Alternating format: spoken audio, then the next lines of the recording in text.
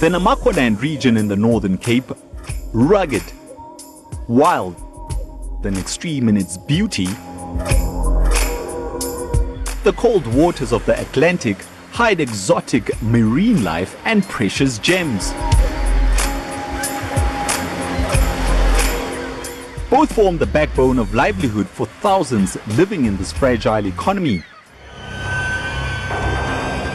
But the pursuit of profits and extreme mining methods used have begun to hit where it hurts the most.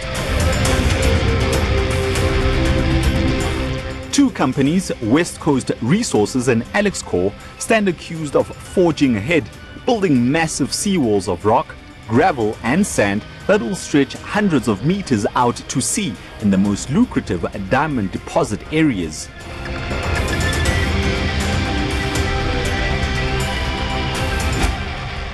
Oh, they're just doing harbour renovation. They're renovating the jetty, and then on the shoreline here, we had a big problem with the very high seas, and this is a very radical, rough harbour. So it was eating into the shoreline. But then they started bringing these massive piles of rocks, so you can get a shot of that later, so people can see what we're talking about. But this is very similar to what's going on with the seawalls which are being constructed. With rocks this size, a massive bell lorries, excavators and bulldozers. Within a few days, so they'll build a wall out to sea. But these walls can never be rehabilitated. It's impossible.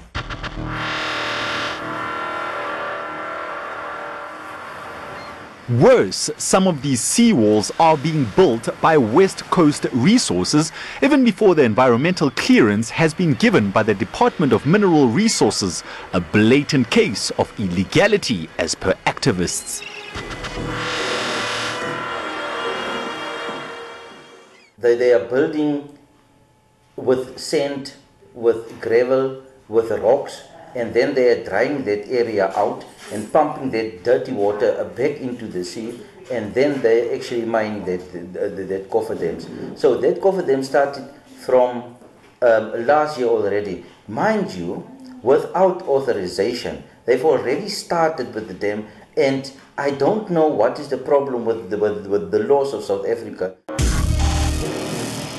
When ANN7 visited the area, we found first-hand evidence of these cofferdams being built even before the environmental assessment was done. Activists in the area are angry at this monstrosity dumped on their coastline. Yeah, check here. Here's a typical cofferdam. If you can make that out. Check, it's a bay that is being cordoned off completely. Then they will suck that place dry. All the sediment will go.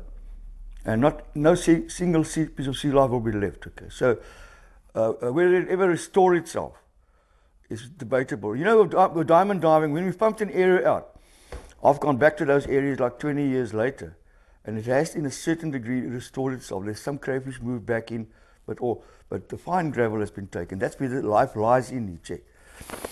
So what will happen here? All that will look like in the end is a derelict bay that's dead. Like you'll come there, you might not even be able to swim in the sea because the water will be so contaminated too.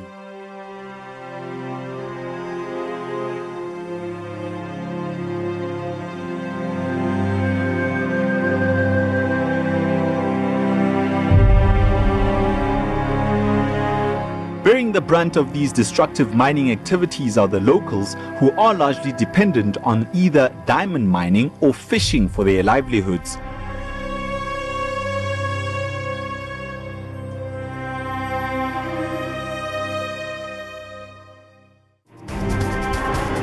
Queues such as these, where people are seen lining up for odd jobs, are becoming more and more common.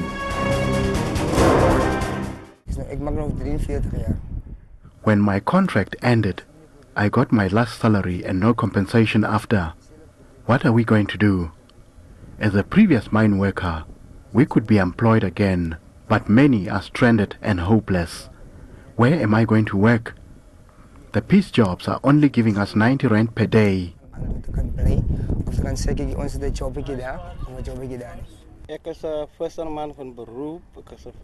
I've been a fisherman for 15 years, and this mining practice will affect us.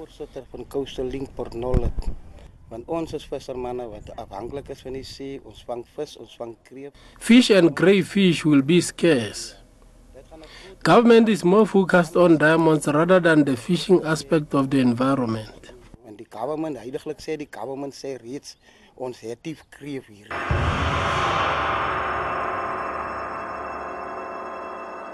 Locals bemoan that greedy mining companies have cornered all the concessions along the coastline, leaving individual divers and associated small-scale marine companies in the lurch.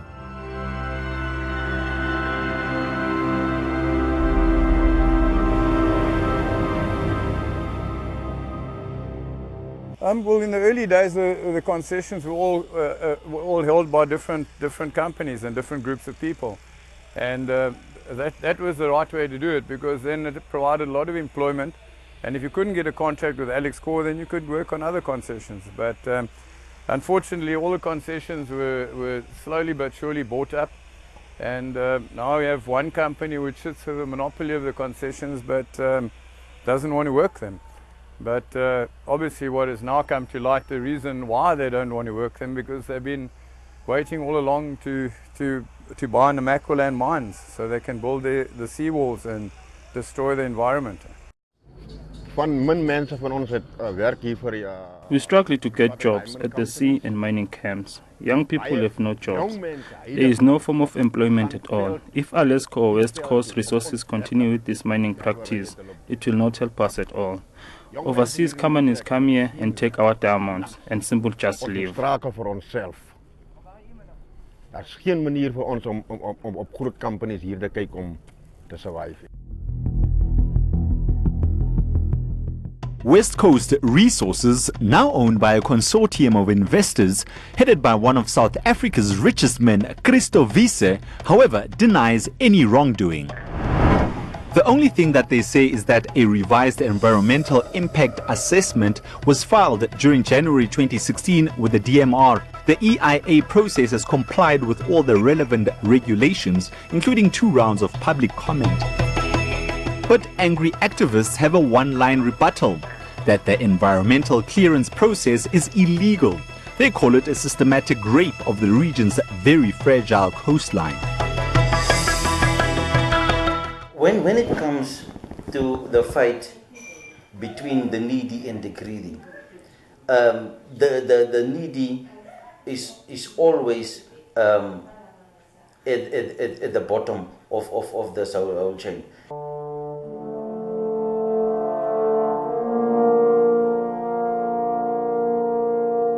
Nowhere is there a bigger contrast between the needy and the greedy as visible as the one in Namaqualand.